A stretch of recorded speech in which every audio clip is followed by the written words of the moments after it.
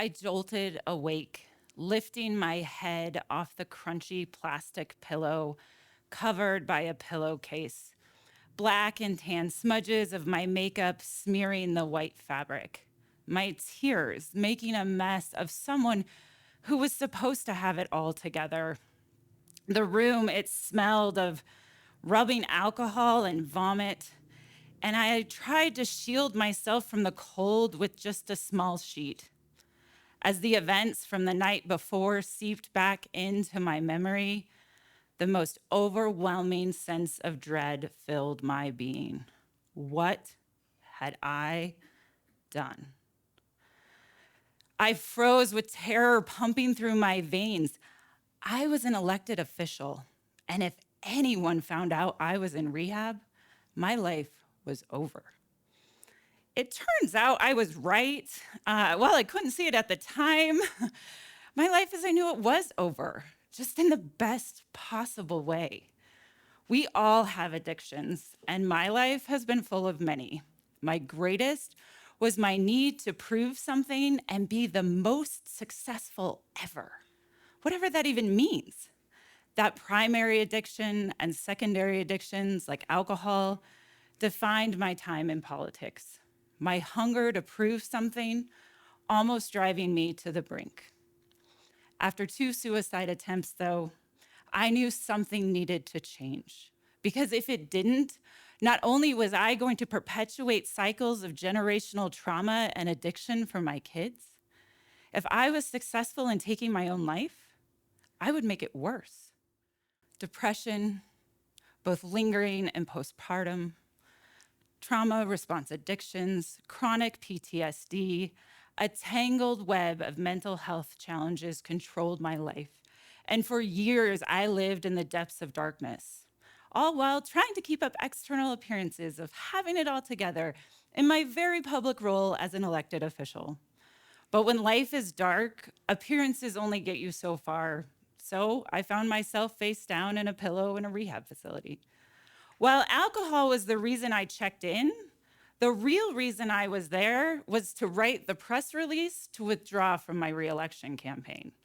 Either way, it was the turning point in my healing journey I so desperately longed for, and finally my permission to start quitting politics and my need for success. The big changes, the ones on the outside, that's what people see on the surface. Blowing up my career trajectory as I withdrew from my reelection campaign, that's what everybody talked about. But without knowing the real story, without knowing what was happening inside of me and to me, people couldn't know the small quits, the relinquishing of toxic energy, a buildup of self-compassion, all laying a foundation for transformation. I dreamed for years, and I mean years, of saying, I quit. But even after those fateful few weeks in 2019, it would take me 5 more years working in politics before I could release this belief that that identity, that external identity, was who I was. Years of small quits, small releases, saying no to the systems, habits, and beliefs that kept me disconnected from my soul. Without that, I never would have been brave enough to say, I quit, I need help, and then finally leave it all behind. But this talk, it's not just preaching some process. I've literally undergone a massive transformation, morphing from politician to painter, creating the life I want and need through intentional, purposeful, and sometimes seemingly minuscule acts of self-love. We are the artists of our own lives, and where we put our energy is what we create. This isn't just a feel-good thing either. There's science to back this up. According to dozens of studies and mental health experts, compassion for yourself activates the prefrontal cortex, which is responsible for greater emotional control. It also releases dopamine, which makes you feel better. At the same time, it decreases the activity in the amygdala, which then reduces the emotions of fear and anxiety. So it literally makes you feel better and creates a space in your brain open to healing. But it comes through a repetition of self-love acts over time. And while there have been many aspects to my outward transformation, there are 5 key releases that have allowed me to open myself to more self-love, a deeper spiritual practice, and ultimately, that transformative healing. The first release, quit the manufactured disconnection. In Dr. Joanne Hari's book, Lost Connection, she says, the opposite of addiction is not sobriety. The opposite of addiction is connection. In the US, everything is designed to make our lives easier, right? You can get everything you need delivered to your door in a brown box: food, clothing, art supplies. You can go to school or work online. You can create your life where interaction with the outside world is virtually intangible. Then add to that the busyness of our existence. One more meeting, one more extracurricular, one more accomplishment. And heck, AI does our critical thinking now. Have we missed the whole point? Early in 2025, my family lived in a small Mexican village for a time, and I became overtly aware of how much the manufactured disconnection gripped my life. Saint Teresa of Avila, a 16th century mystic, said, "God is among the pots and pans." And I found this to be true as I walked from the vegetable stand to the chicken shop, to the bakery, to the tortilleria. Every step, a connection to the presence of my own life.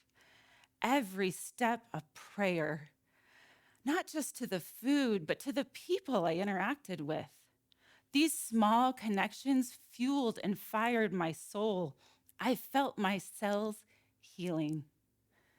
In our need to make things easier, fit more in, are we better off? Are we happier? Your fridge and your calendar are full, but are your spirit and soul longing for something more? Where can you find more joy in the basic aspects of living? Second release, quit people pleasing. Set boundaries. It's not selfish, it's powerful. People pleasing comes from 2 areas. 1, the need to be liked and not disappoint. And 2, what the external world tells us about our value. This is also where our ego can kick in. My ego told me I had to do politics because of the importance and stature, and it was how I was going to change the world. It also had me question, if I wasn't there, who would do the work? But the reality is, the work goes on one way or another. The real question is, will you? Quitting, saying no, it's not an act of weakness. It's a creative act of reinvention. Third release, quit fear-mongering. Have you ever noticed how fear can talk you out of almost anything, especially fear of the unknown? If I quit my re-election campaign, what would I do? If I relinquished an identity I'd held onto for 25 years, who would I be? We stay in places of comfort, even if we're miserable, because it's what we know. But what if instead you made friends with fear? Having a conversation with her, maybe bring your muse in as well. When I started having a dialogue with fear instead of listening to her as absolute truth, everything changed. Fourth release, quit being so hard on yourself. Give yourself grace. We are constantly told we are broken, there is something wrong with us. We don't honor pain or emotions or experience at face value. So when we feel perfectly normal human experiences, we think something's wrong with us, and our inner critic kicks in. I used to say when I was in politics, no one, and I mean no one, could run a better negative campaign against me than the one in my head. Driven by this idea of perfection, when inevitable failures came, I drank to fill the void. But as I relinquished this idea that I had something to prove and leaned into grace, everything changed, and it amplified the power of healing. Start small. Noticing when your brain brings up those cringe moments of life, and whew, I have those. And instead of leaning into shame and guilt, lean into grace. Wrap those memories with love. We are all just doing the best we can. And finally, the fifth release, quit playing the victim. I know, this is where it gets real, that personal responsibility thing. Whew. When I create healing experiences for people, I tell them, I create the container. What you do with it, it's up to you. You can't outsource healing. ChatGPT can't help you with this one because no one can decide that that's your last drink. No one can decide to quit the job that's eating you alive. No one can decide to set boundaries for toxic relationships. And no one can decide to forgive yourself and others but you. You control your destiny. As humans, we are designed to go through hard things and then heal. The hard, that's inevitable. The healing, that's your choice. Start small. Waking up every day with the mantra, today I choose healing. Author and thought leader Brad Stulberg calls this tragic optimism. The belief and the recognition that life is hard, but we can choose optimism and healing anyway. These 5 areas have been crucial and critical to my transformation, but it's come through small, intentional acts over time. Being brave, quitting a life that doesn't serve you, it's not an easy journey. When we look to national and global leaders, so much of the messaging is about staying the course, as quitting is seen as failure. Money and textbook success are what define our worth. But I have come to find that is not true. Seeing people like Simone Biles step back from the greatest stages of competition to focus on her mental health, or Yvon Chouinard, the founder of Patagonia, relinquishing his billionaire status, putting his company in a trust focused on healing the earth. These are people that understand the power of healing, and they're redefining what success looks like. We all get that opportunity. For me, success now looks like a life with a regulated nervous system. Whew, thank goodness.